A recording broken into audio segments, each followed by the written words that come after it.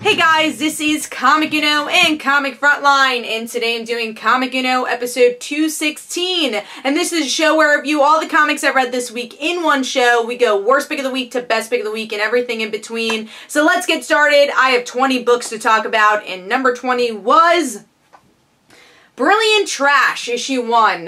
This is a book I just couldn't really get into, and I usually like Tim Seeley's work a lot, and I'm really excited for the Imaginary Fiend book that's coming out from Vertigo, I believe next week actually. But this one, you know, it starts out really cool where you get kind of this V for Vendetta type character talking about how they're not a villain or a hero, or, you know, really this character is a symbolization of humanity. And I thought that was really cool and powerful, but then there's so many other characters introduced and all these superpowers, and it kind of lost me as the issue was going on. And I also felt like the artwork could have been a little bit grittier for the topics they were discussing in this issue. So overall, Brilliant Trash issue 1 gets 2 stars. Now moving on to number 19, which was Batwoman issue 9. This is a book I've been disappointed with, but that one issue about the future really let me hold on to this book, but then after that have not been impressed, even though I do like Kate a lot as a character. But this one, it's this psychedelic scarecrow storyline, so if you like that type of stuff,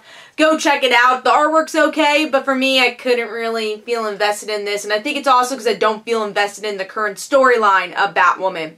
So I gave this one 2 stars. Moving on to number 18, which is the Mighty Thor, issue 701. Now, this really depends how much of a Thor fan you are and what type of Thor fan you are. Now, for me, I got into Thor because of Jane Foster. I enjoyed that groundedness of the story of Thor. With this, it definitely delves into the Norse mythology a little bit more. So if you like that side of Thor, you'll enjoy this. For me, I didn't. But it is build up to, I guess, where the story's going. Also, I didn't really love the artwork. I felt like it was a bit too cartoonish and blocky. It just wasn't really my thing, but I got what they were going for, because again, it kind of delves into more of this epic story that they're trying to tell with this issue. So, the Mighty Thor issue 701 gets 2 stars, and it's just not exactly what I've been expecting so far from this arc. Now moving on to number 17, the ending of Mojo Worldwide, and that is X-Men Blue issue 15. And the ending is a bit lackluster. I feel like this book is definitely at its best when it focused on certain characters and their history and seeing it within this Mojo world.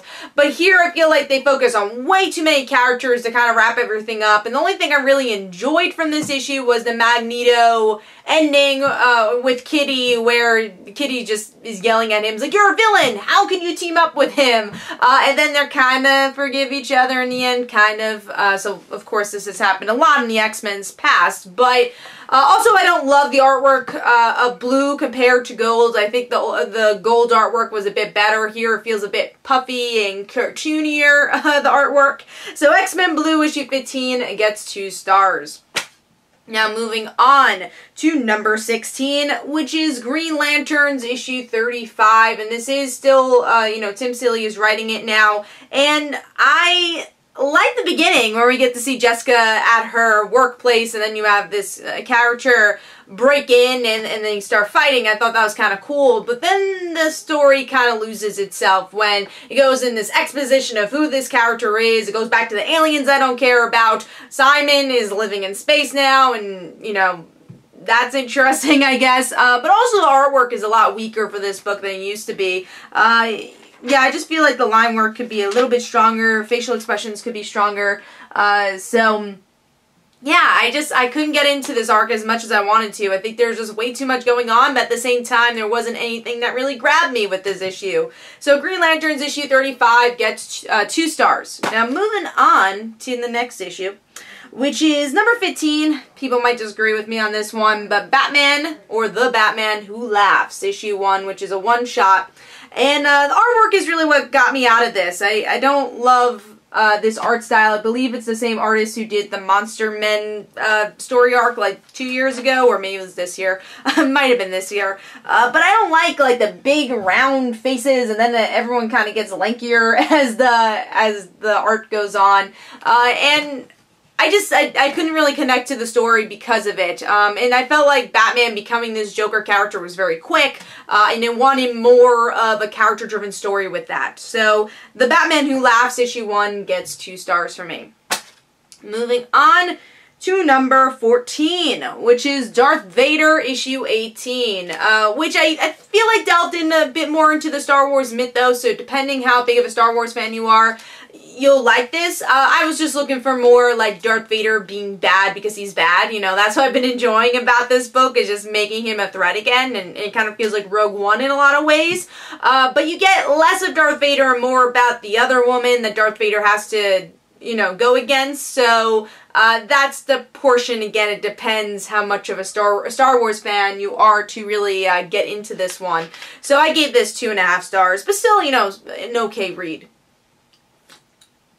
Alright, moving on to number 13, which is Peter Parker, the Spectacular Spider-Man, issue 297. That is a mouthful. And this issue is kind of Peter running for a really long time, and then J. Jonah Jameson finds him, which was cool, and then he finds that Aunt May is, like, being taken away, and Peter says, you know, put me under arrest, this is not her fault, it's mine, and that's where the story ends, and I feel like if it was 2 pages of Peter running, this would have been a better issue, because the artwork actually is better than what we've been getting, because I believe there's an artist working with Kubert now. Yeah, it's Juan Ferrighi, who is working with Adam Kubert, so the artwork is a bit better with this issue. I feel like it's a bit cleaner, maybe because they are taking art duties together, but yeah, with this issue, I feel like it was way too much of this chase, which I guess was semi-interesting because it was Peter Parker instead of Spider-Man, but got really old quickly.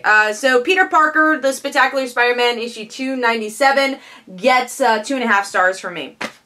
Moving on to number 12, which is Spider-Man 2, issue 4, and this book is just, if you've been liking the story, you'll continue to like it, I guess, but if you haven't, it just continues on the same thing. I particularly have not been liking this story, don't think it's been needed, really. Artwork is okay, you know, I don't think it's Sarah Pacelli's best artwork. I did like the ending, where we get to see older Miles, or, you know, the Miles of the 616 universe, have a love interest, and I guess it was the girl who Miles has been talking to, so that's semi-interesting, but maybe a bit too late in the game to tell that story, and everything else I was just kind of bored with. Again, it's just been hard for me to get into this story. So Spider-Man 2, issue 4, gets 2.5 stars. Moving on to number 11, which is Dark Fang, issue 1. So Dark Fang is a weird book because it opens extremely weird, where it's very thick dialogue, and it's hard to get into this character, and she's, you know, this vampire from underwater, and she's going into our modern world because she's upset about pollution, and the way to earn, I won't even say earn money, but the way to learn about the modern world is she becomes a cam girl. Yeah, so that was kind of a weird thing to see opening up the book, especially because of the art style. It's very cartoonish and kind of Disney-esque, so it was a weird thing to see that. But the book does get more interesting, and which is a bit higher compared to the other books, because it gets more interesting as we learn about our underwater stuff and like kind of the similarities of her story with Dracula. It kind of takes some rules from the Dracula rule book, or the Dracula playbook. So I enjoyed that aspect, and why is her tooth becoming black? I don't know. I don't know how long I'll last with this book. I think that portion gave me enough to pick up issue 2 as a vampire fan, but man, that opening really took me out of it. And I still want to see more personality from this character. I'm really not feeling it yet. So that's why I got 2.5 stars. I don't know if I could really recommend this, but as a vampire fan, I'll maybe check out the next issue just to see what's going on. But yeah, I need a bit more from this main character. So Dark Fang issue 1 gets 2.5 stars. Now moving on to some better books, which is number 10. Superman issue 35. Superman was an okay issue. It's just pretty much putting the pieces together for everyone to come together again. And I did love that Lois and Clark scene, or Lois and Superman scene, where Lois is part of the Furies, and Clark's like, Lois? What's going on?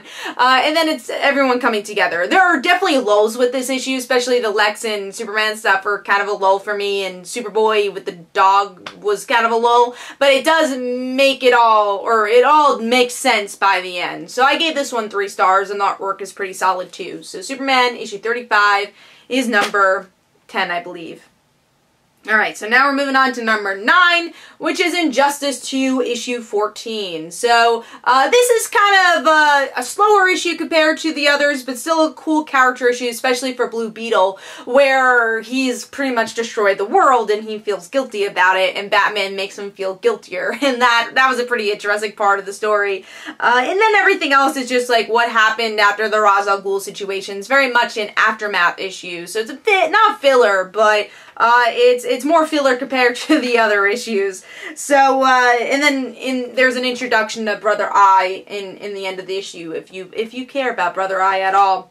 But Injustice 2, issue 14 gets 3.5 stars. Beautiful artwork as always for this book too. And moving on to number 8, which is Babyteeth issue 6, which was a really solid issue. It's a little slower compared to the other Babyteeth issues, but Babyteeth has been on top of its game since the beginning. But we do get a lot more information about the world of Babyteeth, and that this warlock has this kind of like underground society where everyone knows about this family, and of course the baby, and the mother is there. So that was an interesting little twist. So yeah, the world building was really well done here. There's not as much character impact here, but of course we're getting more character impact because of the mother reveal. So I gave this one a solid 4 stars. Still definitely one of my favorite series on my pull list. Moving on to number 7, a new book, and that is Fence issue 1. And if you're an anime fan or a sports fan, I definitely recommend this one. Definitely has a lot of sports tropes, but they do it in a fun way, where this guy, Nicholas, is an underdog. He wants to fence, but he's, doesn't have as much experience as everyone else, but he has the drive. And he goes up against, I believe you pronounce his name Seiji? Seiji? It's, I guess, a Japanese name.